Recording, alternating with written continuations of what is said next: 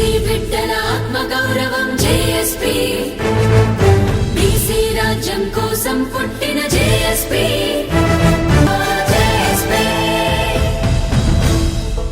Media సమావేశానికి అధ్యక్షత వహిస్తున్నటువంటి బీసీ కుల సంఘాల జేఏసీ చైర్మన్ అన్న గణేశారన్న గారికి, అలాగే నిరంతరం బీసీల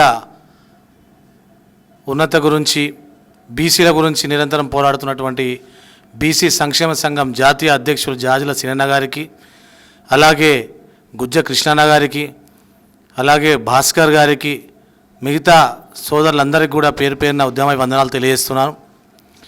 ముఖ్యంగా మొన్న జరిగినటువంటి ఆగస్టు 7వ తేదీ నాడు బెంగళూరులో ఒక్కసారిగా ఓబీసీలందరూ అక్కడ ఏకం కావడం, అన్ని రాష్ట్రాల నుంచి ప్రతినిధులు రావడం, దానికి ఎన్నో రాష్ట్రాల నుంచి ఎంపీలు, మంత్రులు, ఓబీసీ నాయకులు, ముఖ్య అతిథిగా విచ్చేసినటువంటి ముఖ్యమంత్రి డికే శివకుమార్ గారు, అక్కడ మొత్తము ఆడిటోరియం అంతా మారుమోగింది.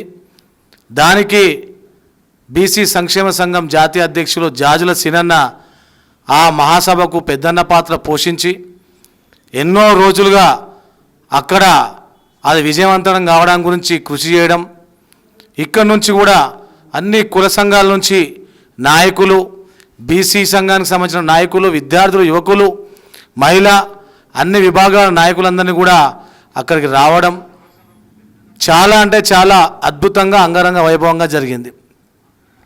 దీంట్లో ముఖ్యమంత్రి గారు కూడా స్పందించి 60% ఉన్నటువంటి బీసీ జనాభాకు ఈ డిమాండ్ల గురించి ఈ విధంగా ఇంకా అడగడం అనేది కూడా నిజంగా దౌర్భాగ్యం. ఇది 60% ఉన్నటువంటి బీసీలు వారికి ఇవ్వాల్సినటువంటి డిమాండ్లు ఏమున్నాయో రావాల్సినటువంటి వాటా ఇవ్వాల్సిందే, ప్రత్యేక మంత్రిత్వ శాఖ కేటాయించాల్సిందే.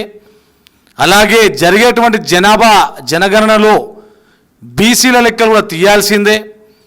ప్రత్యేక మంత్రిత్వ శాఖతో పాటు ప్రత్యేక బడ్జెట్ కూడా కేటాయించాలి. మీరు పెట్టే ప్రతిపాదనలు 11 అంశాలకు సంబంధించిన ప్రతిపాదనలు, వీటికి సంపూర్ణ మద్దతు మేము తెలియజేస్తున్నాం. కేంద్రం పైన ఒత్తిడి తీసుకొచ్చే విధంగా మీ వెంబడి మేము ఉంటాము అని చెప్పేసి కూడా ముఖ్యమంత్రి గారు చెప్పడం జరిగింది. అలాగే సీనన్న గురించి కూడా నిస్వార్థంగా గత 30 సంవత్సరాలుగా బీసీల గురించి ఏ పార్టీతోని సంబంధం లేకున్నా పోరాడుతున్నటువంటి వ్యక్తి జాజుల శ్రీనివాస్ గౌడ్ గారు అని చెప్పేసి కూడా ప్రత్యేకంగా ముఖ్యమంత్రి గారు కూడా అభినందించడం కూడా మాకందరూ కూడా సంతోషనీయంగా ఉంది. ఎందుకంటే ఆయన ఒక పెద్ద మనిషి డికే శివకుమార్ గారు, అంత ఈజీగా ఇది మాట్లాడు. ఆయన ఎంతో స్టడీ చేసి ఏ పార్టీలకు లొంగకుండా వీళ్ళు నిరంతరం బీసీల గురించి కొట్లాడుతున్నారు అని చెప్పేసి అని ఆయన కొనియాడడం కూడా చాలా సంతోషాన్ని వ్యక్తం చేయడం జరిగింది. అలాగే రాబోయే కాలంలో కూడా పార్లమెంట్ సెషన్లో కూడా కేంద్రం పైన ఒత్తిడి తీసుకొచ్చే విధంగా జాజుల సినన్న నేతృత్వంలో ఢిల్లీకి వెళ్తాం. కేంద్రం పైన ఒత్తిడి తీసుకొచ్చి బీసీలకు రావాల్సినటువంటి డిమాండ్లను సాధించుకుంటాం.